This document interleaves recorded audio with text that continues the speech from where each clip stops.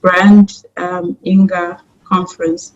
Again, just to do a sound check, make sure you cannot hear, please indicate in the chat so that our technician can check if there's a problem with your particular connection.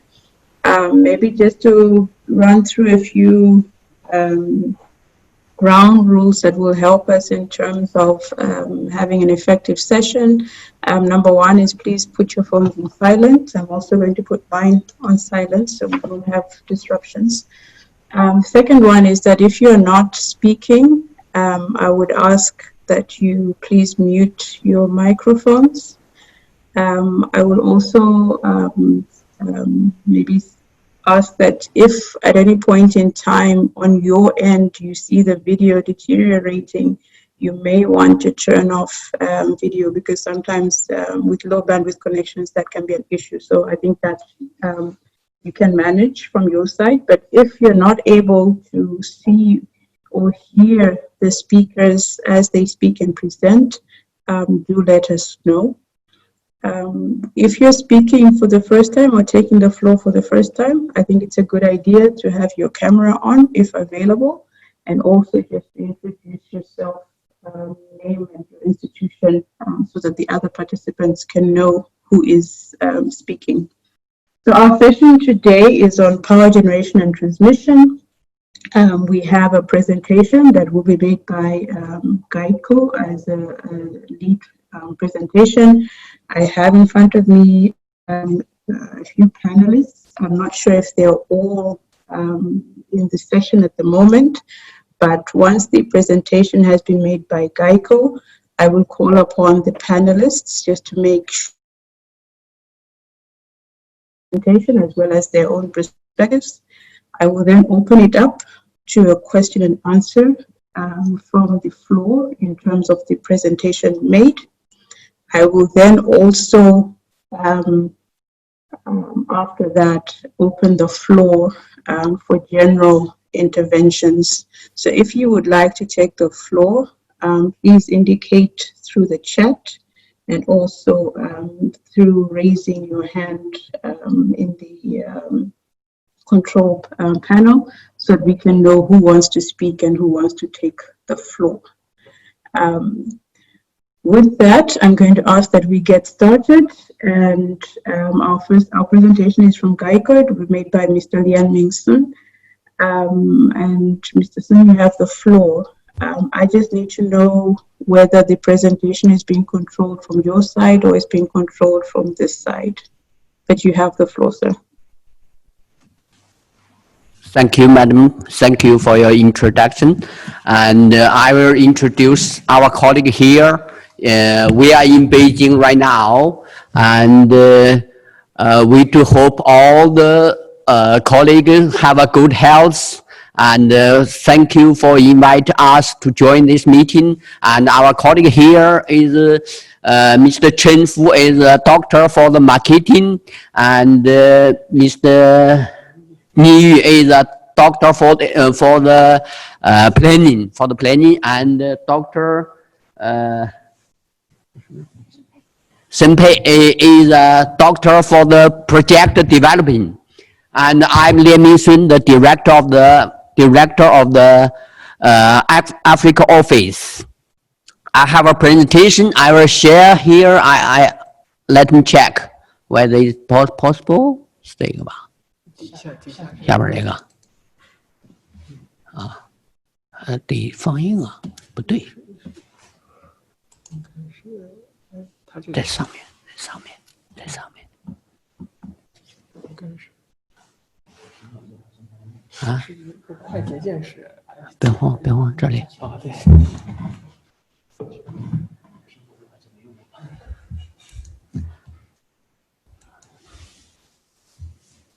显示这里有。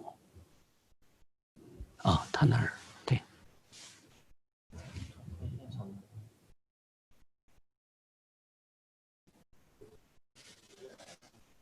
还有一个。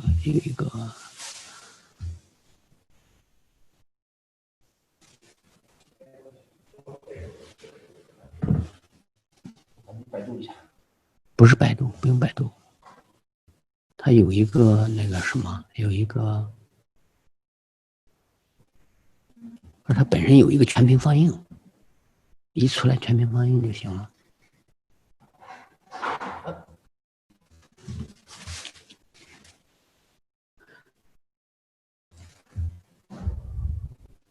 你现在这不是全屏放映，在上面，在那个工具那个窗口那里。啊 ，OK。I don't know whether you can see the presentation right now. Yes, we can see it. Okay. 哎呀，这个往前走怎么不走啊？哦 ，OK。My speech is promote Grand Inga project and energy interconnection in Africa for sustainable development.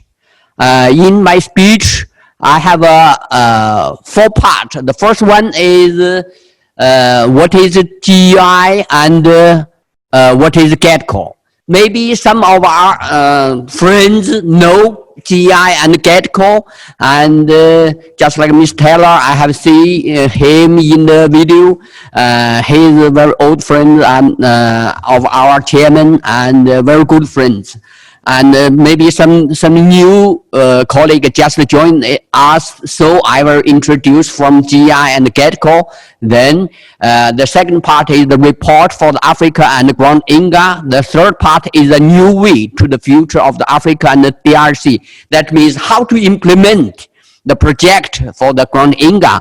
The fourth part is how to organize this, and this is my speech, the key point. The first one is what is GI? The GI actually is a platform, is a global energy interconnection, is an energy infrastructure platform for large-scale development and delivery and the use of the clean energy resources worldwide. In sense, it simplifies the smart grid for the consumable and for ultra high voltage grid for transmission from the energy basis to the load center, and the clean energy. The clean energy is the key process, is the key point. That's the GI. For this GI was founded, was initiated. GETCO. GETCO is the Global Energy Interconnection Development and Cooperation Organization. It's just an organization for develop this, and we have established in 2016 in March. But until now, we have get a lot of global consensus, just like the here the General Secretary of the UN and even the chairperson of the AU and the president of the Niger and the Burkina Faso and many countries have working with us together for this. And why we want to set up the GI? Because right now we face four crises right now. The first one is the resources shortage. The fossil energy material is limited. It's not enough for the long-term sustainable development. The second one is the environmental pollution. The third one is climate change, because we burn a lot of the coal and oil, then it's polluted the air, and also population with 38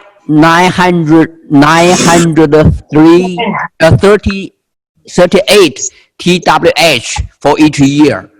This is our study analysis.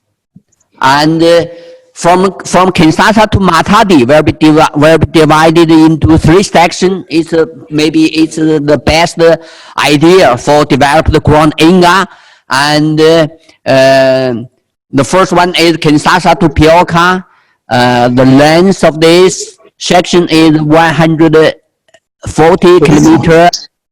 Natural drop is 75 meter, and average gradient is 0.57%, and the lowest water level is about 250 as above the normal FSL. Pioca to Inga also have the better section length and also have the drop, and also from Inga to Matadi here we have the photographs here, diagram here. And for the transportation of the ground Inga,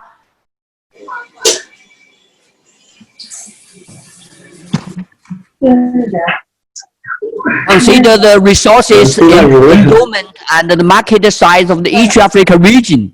The interregional transmission capacity of the downstream Congo River is about 85 gigawatts. Now, to all the part of the Africa, to West Africa, to South Africa, North Africa, and East Africa.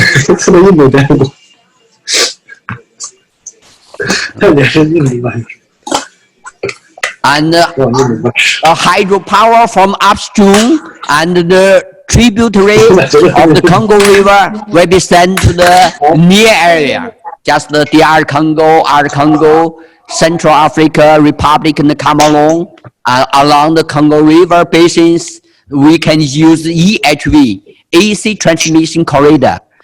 For the hydropower from the downstream to of the Congo River will be sent to the load center of the more than 2,000 kilometers away, and we can use ultra high voltage transmission technology. And this is our idea to transport. Use this technology, we have to our estimate. The transmission prices to the West Africa is 1.3 to 2.5 US cent for kWh. To the south part, to east part, to north part, the price is also here. For large scale development of the downstream hydro power, Congo River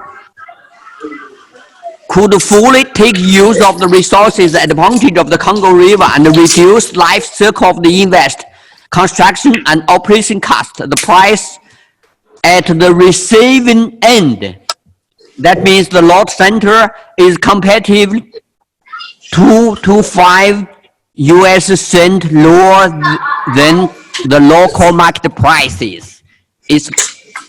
That's the idea for this. And the third part is the new way to the future of the Africa and the DRC.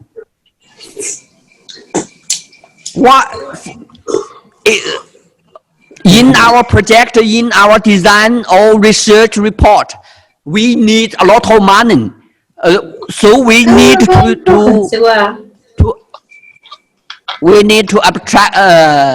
induce a lot of investors for the project. How to introduce them to make money? Then we have the new way for the future of the Africa and the Congo. That means that to planning the electric project at the same time to planning the mining, metallurgy, manufacture and trade to make the circle of the money and also the circle of the development, even the industrial of the Africa together. That's here we have the by our study for the mine and all the resources, main resources in Africa and all the other resources. We can develop the 5 regional economic zone, the Gulf of the Guinea economic belt, and the Eastern economic circle, and the Congo River economic circle, and the Southern economic circle, and the Mediterranean Sea economic belt, and to create the common rise of the Africa and prioritizing the metallurgy industry and manufacture and building the industry park to make the Africa industry and development. This is the use our idea to get the benefit to the future of Africa and also the Congo. We can get many different, because of the data here, I don't want to repeat all here. Everyone can see this, have a huge benefit to the Africa. How to move ahead? Then we start to start cooperation and move forward. Synthetic kind of analysis of the way forward for the next 2 or 3 decades.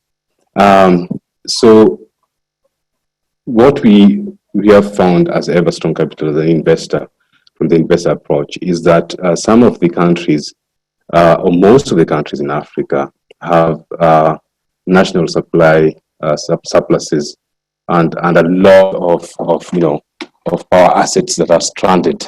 And then other countries also face a lot of shortages in terms of energy supply. So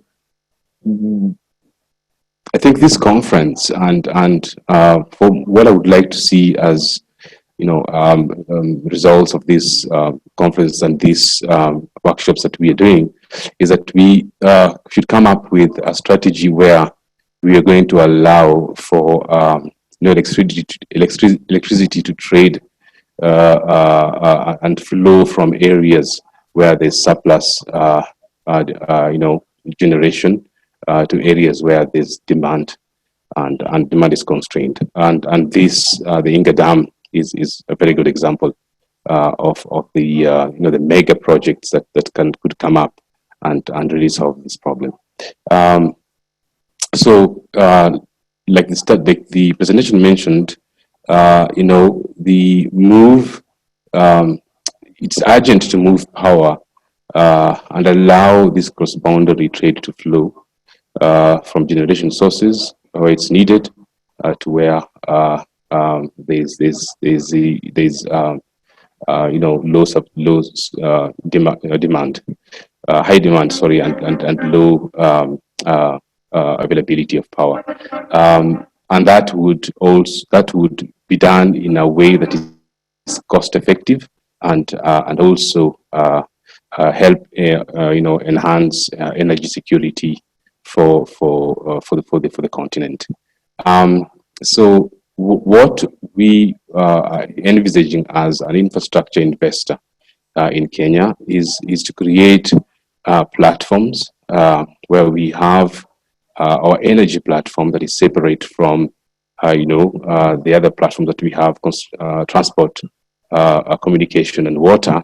In an energy platform, we are looking at consolidating some of our assets so that in the transmission and generation sector, we work with organizations like going to take care of Rwanda, Burundi, the whole Eastern Congo. That link actually is what is going to be the prime mover of the economies of this region, because if in Goma, you can go down to Bukavu, you can go to Beni, you can go to Bunagana, you can go anywhere. That, as far as I'm concerned, if Inga is to come first, or say Inga 3, that will be the link. That is the eastern sector. If when you are now going to Mr. western is sharing sector, some image, we will not the see skies are limit. Please. Are you all right? So these are the centers of production of, the centers of consumption of energy that are required yesterday, not today. And any investor looking at all this much that's coming up, surely, even the World Bank and everybody, and the Chinese government and whatever, everybody will have to participate into that. So the mineral resources that we see here, in fact, I'm sorry to say that they are not exhaustive. For instance, I didn't see the iron deposits in Kenya, and they are there in plenty. There is a lot actually that Mr. John Oku was talking about. The demand actually that is putting forward is suppressed demand, in that you trim the energy, so you trim the industry on energy production. But if it was liberal, it would be coming to about 10, 15,000 megawatts. So with this Inga coming up, Inga 3, there will be 4 and so on and so forth. Those will be the center for us to plan the energy, not in a constrained manner. If you want to generate, so if you want to produce iron, like you can produce it in Kenya, well and good, you know for sure you are going to get energy from Congo, from Inga. So all in all, I'm trying to say that the energy supply is there in plenty. African resources are there in plenty. What is remaining is just the goodwill to scratch our head and get the finance. And I can assure that, in my opinion, every investor should be having, let's say, licking his lips that I've seen where the money from. I think the next one I should say,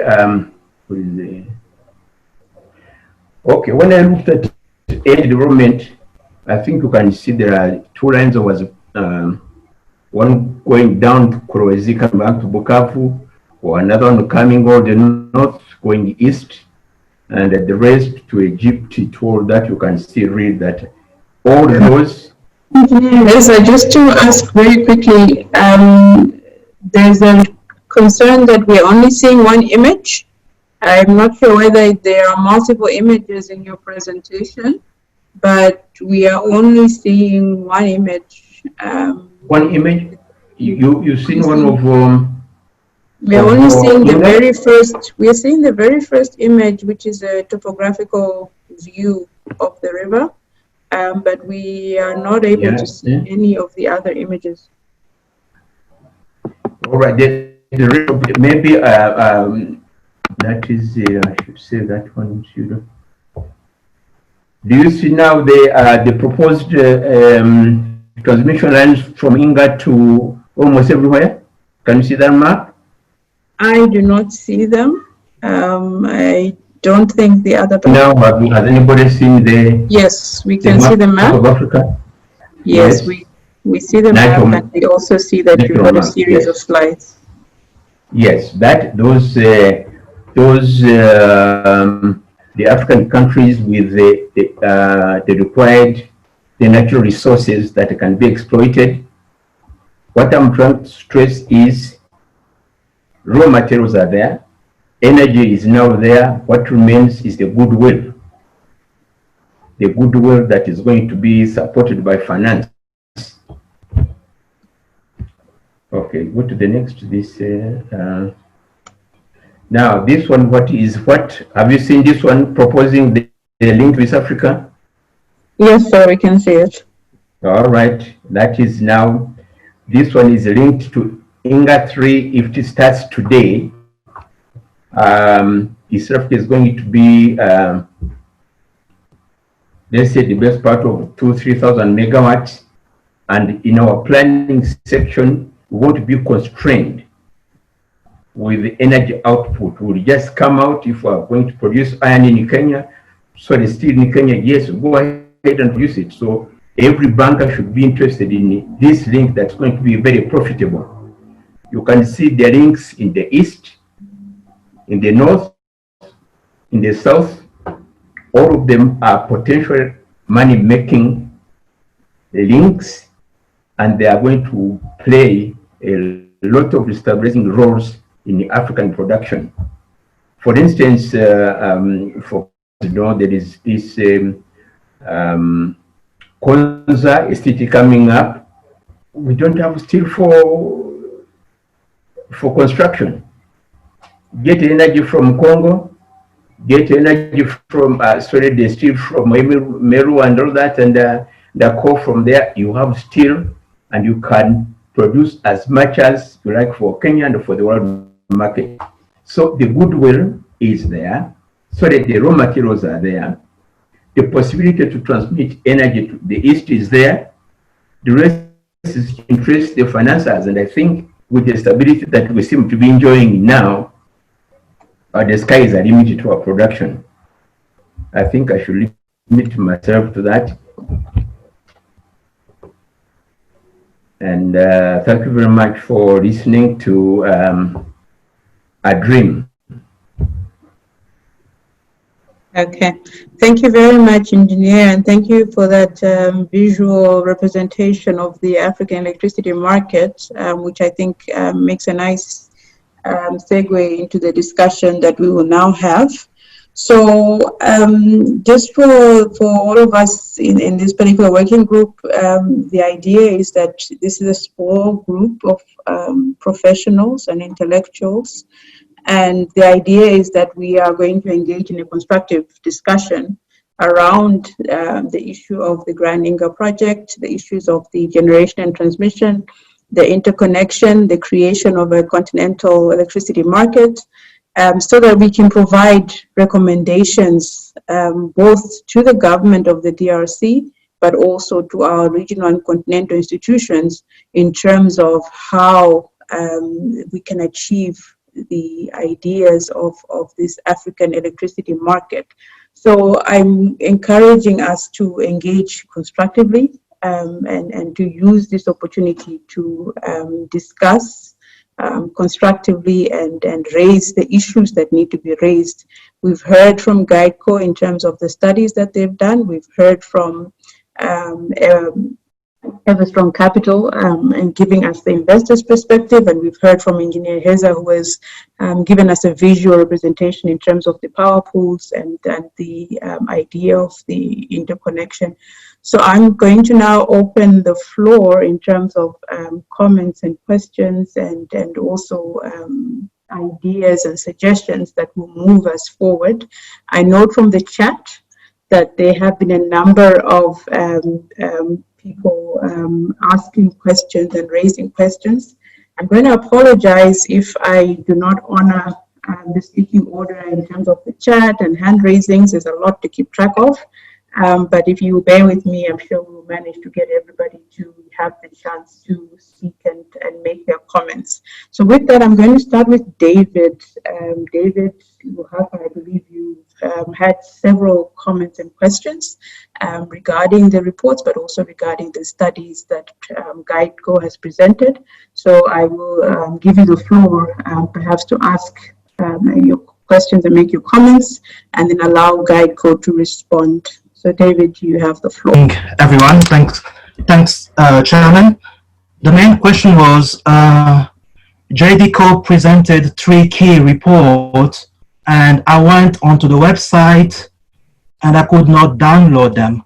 If those could be shared, this would assist further discussion.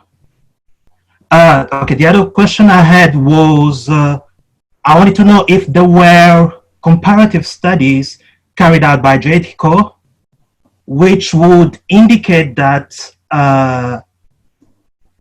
moving power over long distances is more economically and more sustainable than actually having many load generations or limit the generation capacity to a smaller regional area. The last question is, do we have in the report an idea of the load centers requirement now and in the coming years to allow for actual proposal, concrete proposal that the working group could make to the DRC government? Thank you. Thank you very much. I will take one more question before I allow GuideCo to respond.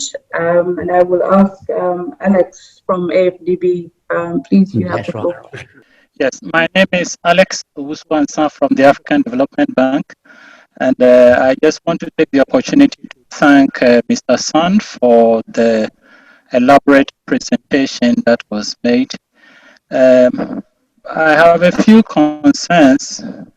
The first one is just I want to know who commissioned the study.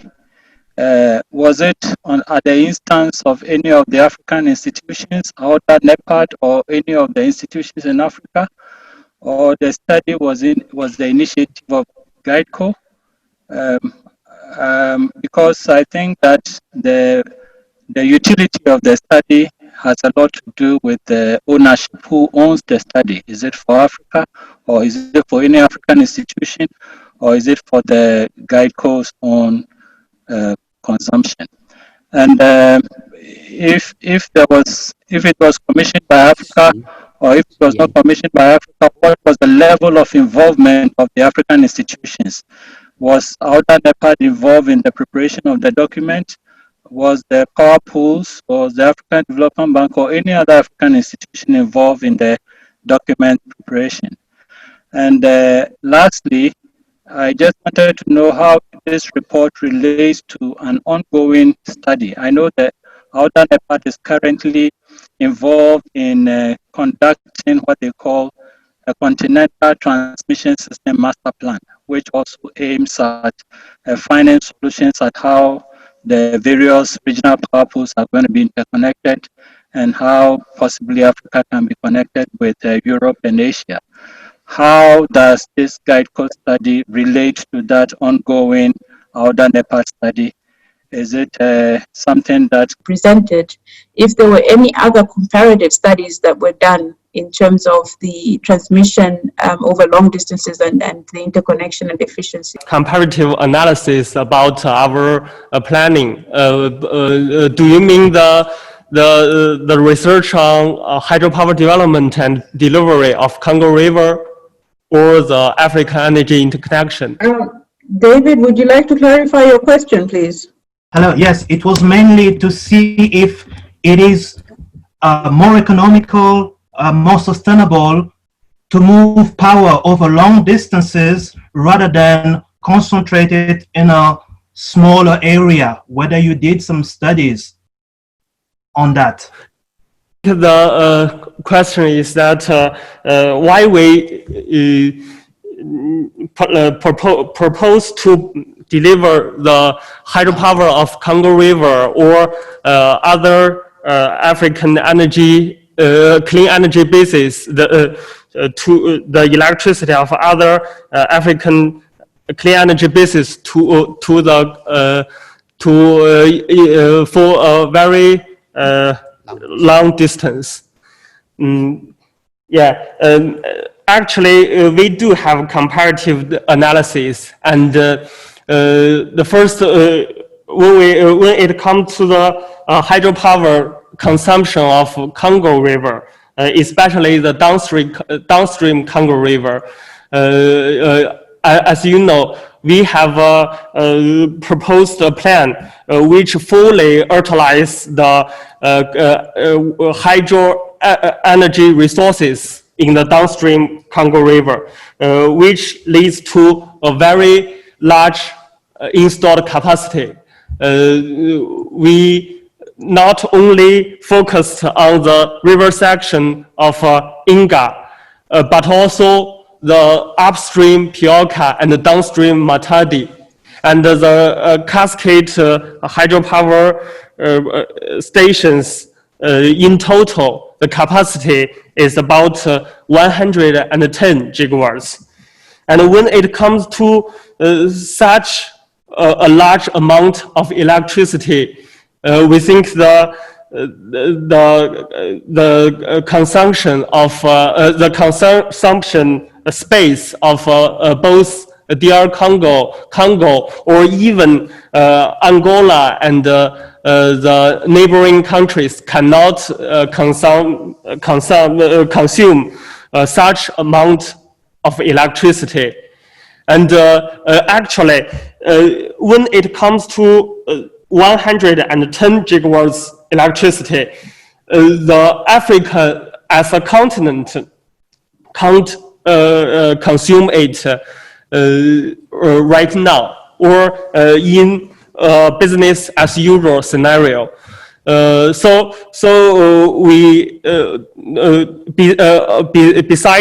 the power planning, we also proposed an industrial development plan, industry development proposal. That is the electricity, mining, metallurgy, manufacturing, and trade model. And the report just introduced by Director Sun just now. And in this model, the industrialization of Africa can be achieved and the load can be high.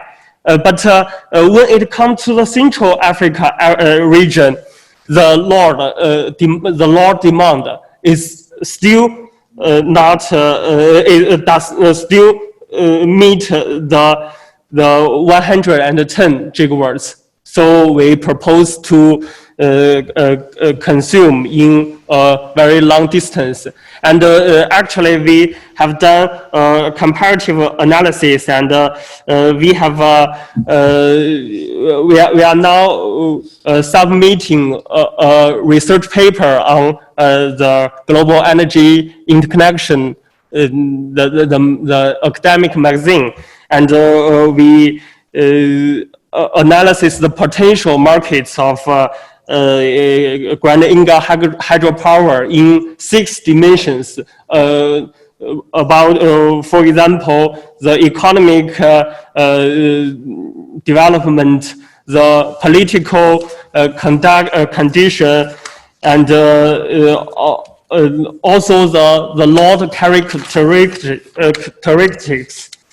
So as the conclusion is that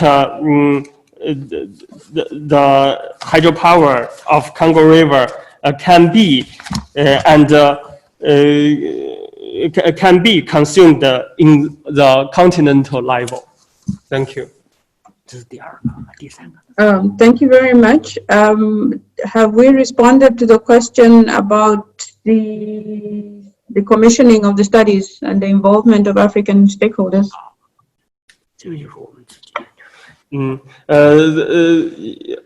As you know, the 3 reports, we are the first one is a research report on African energy interconnection, and the second one is hydropower development and delivery of Congo River, and the third plan is a new model of electricity, mining, and so on. And the common point of these 3 reports is there is a research before the word planning, and so it's just our preliminary research. So right now it is not commissioned by any African institutions. I think that's noted, and I think that perhaps we may need to take a recommendation regarding the studies done by GEICO and also the existing research that's ongoing in terms of the transmission master plan, trying to understand how these various studies will complement and talk to each other, but also be utilized and developed in a way that is inclusive and involves the various stakeholders. So I note that Engineer Heza would like to make a remark, but I am also mindful that I have 2 people in the queue, so I'd like to take the 2 questions first. Then I will ask Engineer Heza to make his remarks, and then Mr. Slavik after that. So Mr. Kihara, you have... Note, the shift of paradigm is that we cannot develop any sustainable power system in Africa if we don't combine with mining and industrialization. So how we come to it is taking the used resources of Inga. We are talking talking about Inga for 40 years, 50 or 60 years, because we are focusing not only, we are focusing mostly main domestic load. So by combining industry and mining, just by transforming a little part of mine resources in Africa, we have sustainable load, we have viable off-takers. So it's how our group can make statement, make understand that if we don't have minimum of transformation, we cannot justify any investments.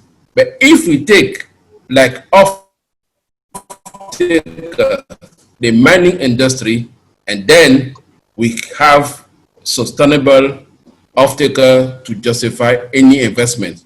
When we are talking about 60 billion or 80 billion, we have shown lastly with the pandemic that many trillion are instantly available to face crisis. So I think that what I have to take this study of GETCO maybe is an initiative of a group, but it's also talking that we have to combine mine, industry, transformation, and trade to overcome the energy, the development in Africa.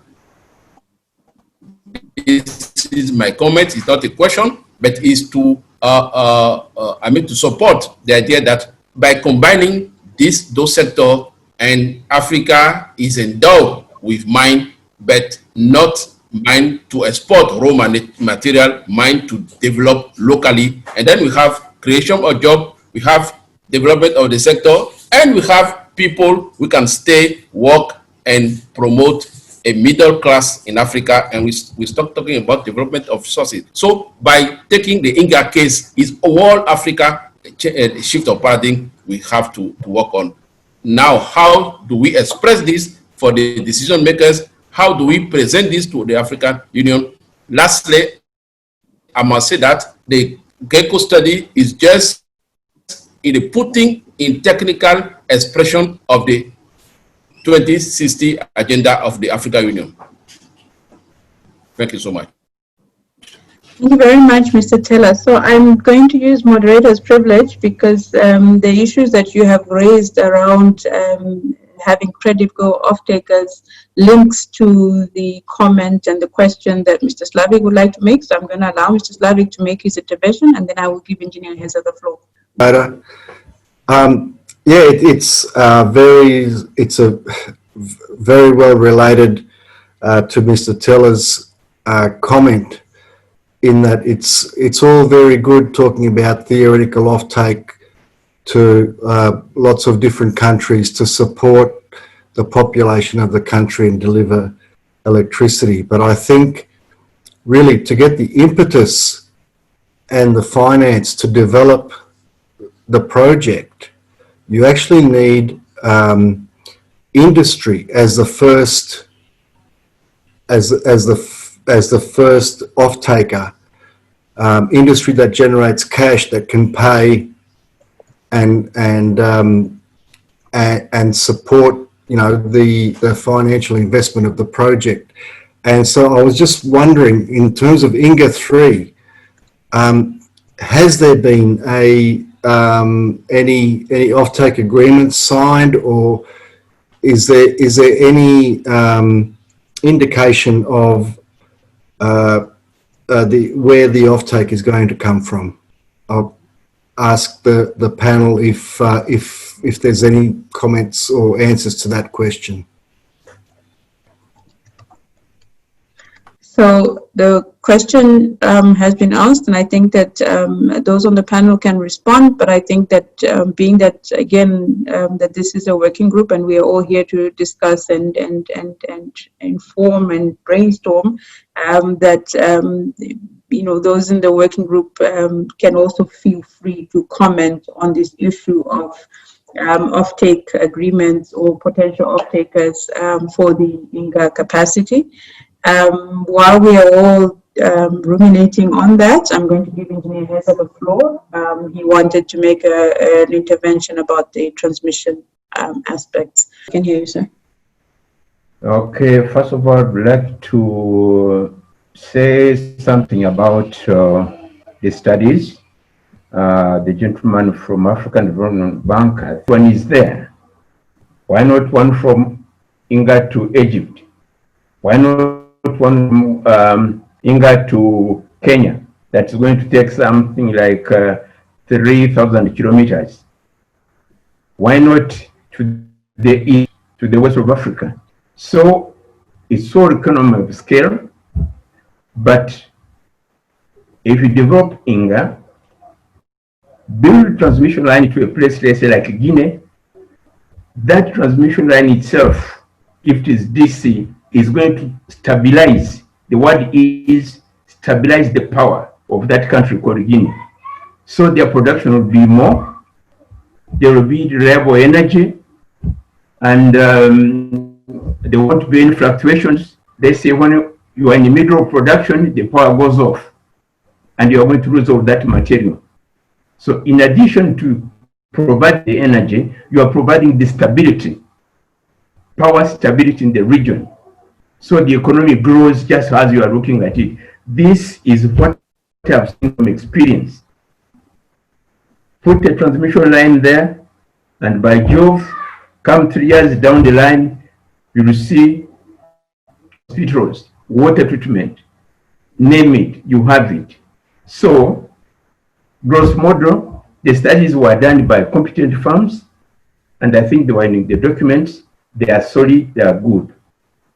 2, transmission lines, high voltage transmission lines are very, very efficient. 3, Inga is going to stabilize all these power sectors in African region. We have representatives from the DRC that would like to comment. So I'm going to give the floor to, and excuse me if I mess this up, but I assume it's Mr. Kalonji. You have. Bonjour à toute l'équipe. Par rapport à la question qui a été posée tout à l'heure, en ce qui concerne l'existence des contrats d'achat d'énergie, d'une part, mais aussi nous voudrions apporter une précision, si ça a été dit, tant mieux, mais nous voudrions le redire, une précision relative à l'existence des études de faisabilité. Donc, commençons d'abord sur les contrats d'achat d'énergie. Aujourd'hui, il existe plutôt des accords et des ententes convenues entre différents pôles de consommation d'énergie. Il y a, par exemple, par rapport à la consommation interne, la RDC a ses valeurs de demande en interne via la Société nationale d'électricité d'une part, mais d'autre part aussi via la communauté des miniers de la RDC. Donc, ceci a déjà donné une tendance et même une valeur plus ou moins considérable de la demande en interne et même des projections par rapport aux années à venir. Ça, c'est d'une part. Mais par rapport aux pôles énergétiques de l'Afrique, nous rappelons que l'étude de faisabilité dont les résultats ont été rendus publics en 2013, cette étude consacre tout un volume sur l'étude de la demande. Ceci a été rendu public en 2013. Évidemment, dans cette étude, il y a des valeurs de la demande pour les pôles énergétiques de l'Afrique. Mais dans ce qui concerne Inga 3 précisément, il y a des accords et même il y a un traité signé entre la RDC et l'Afrique du Sud relatif à la coopération entre les deux pays d'une part, mais le traité est relatif aussi à la demande. Il y a une partie dans le traité qui concerne la demande. Mais présentement, pour parler des contrats d'achat d'énergie, il n'y a pas encore de contrats d'achat d'énergie signés parce que les contrats d'achat d'énergie, c'est une matière à discuter en tripartie principalement, la société de projet qui signera le contrat de concession avec la RDC. D'un autre côté, il y aura l'État congolais sur certaines matières et enfin, il y aura aussi le client sur l'autre côté. Donc, ce sont les trois parties qui interviendront pour les discussions et les négociations sur les contrats d'achat d'énergie. Mais maintenant, pour revenir sur l'existence des études de faisabilité, il est à préciser que depuis les années 70, il existe plusieurs versions pour développer le site d'Inga, tel que l'ingénieur Eza, je crois, a présenté tout à l'heure. La topographie du site d'Inga, l'on peut voir clairement, lorsque le fleuve arrive au site d'Inga, il y a deux vallées. Il y a la vallée du lit naturel, et puis il y a une autre vallée d'un petit cours d'eau. Donc, cette deuxième vallée s'appelle la vallée Bundi, et du côté où le fleuve poursuit son lit naturel pour se présenter sous forme de coude, de ce côté-là, il y a le schéma de la vallée Kokolo. Alors, pour développer le site d'Inga, deux schémas avaient été proposés déjà depuis les années 70. Il y avait le schéma en Kokolo et puis le schéma Bundi. Il est à noter que Inga 1 et Inga 2 aujourd'hui sont développés sur le schéma en Kokolo, donc sur la vallée Kokolo. C'est là qu'on a développé Inga 1 et Inga 2. Et initialement, il était prévu en ce moment-là de développer Inga 3 sur le schéma en Kokolo aussi, mais avec une version tunnel. C'est là qu'on a eu les études de SNC Lavalin et les études de Tractebel. Le schéma de la vallée Bundi était destiné à développer le grand Inga de l'époque, tel que les études de l'époque présentaient, un seul méga barrage pour développer jusqu'à environ 39 gigawatts. Mais au fil du temps, on n'a pas pu développer ce schéma-là parce que construire un seul barrage pour développer 39 gigawatts, il fallait, comme on vient de le dire tout à l'heure, au bout du fil, avoir de la demande et donc une consommation pour les 39 000 mégawatts. C'est ainsi que vers les années 2008-2009, à travers le pool énergétique de l'Afrique centrale, la RDC, un financement de la BAD a été accordé et un appel à candidature lancé. Le groupement composé de AECOM et EDF, à l'époque, il faut dire que c'était RSWI, les Canadiens, c'est eux qui ont développé le schéma optimal de développement du site d'Inga. Qu'est-ce qu'il y a comme nouveauté dans ce schéma? Au lieu de développer les 39 000 mégawatts en une seule phase, l'étude a prouvé que l'on pouvait développer en plusieurs phases. Et c'est cette étude que nous avons aujourd'hui, dont les images sont répandues un peu partout lorsque nous voyons la carte avec plusieurs phases d'Inga. Donc, cette étude-là est disponible et chacune des phases partant de Inga 3 jusqu'à Inga 8 étaient des phases avec des tranches d'environ 6 000 à 7 000 mégawatts. Ceci est la nouveauté présentée par le groupement AECOM EDF en 2013. Alors, l'étude s'appelait Étude de développement du site d'Inga et des réseaux associés. C'est là aussi qu'il a été développé la carte qui a été présentée tout à l'heure pour les lignes d'interconnexion à partir d'Inga jusqu'à d'autres pôles énergétiques de l'Afrique. Donc, cette partie-là, c'est la partie qui concerne la transmission. Donc, voilà un peu, c'est pour dire que l'étude de faisabilité a été réalisée pour montrer le schéma optimal du développement. Aujourd'hui, l'année passée, en novembre, Gateco a présenté une autre faisabilité, c'est ce qui est Gateco, on en a parlé tout à l'heure, mais ceci est une nouveauté de 2019 qui vient en certains points particuliers renforcer ce qui avait déjà été présenté en 2013. Voici le point de complément que nous avions voulu rajouter. Merci. Very much for that summary in terms of the different aspects as far as the phase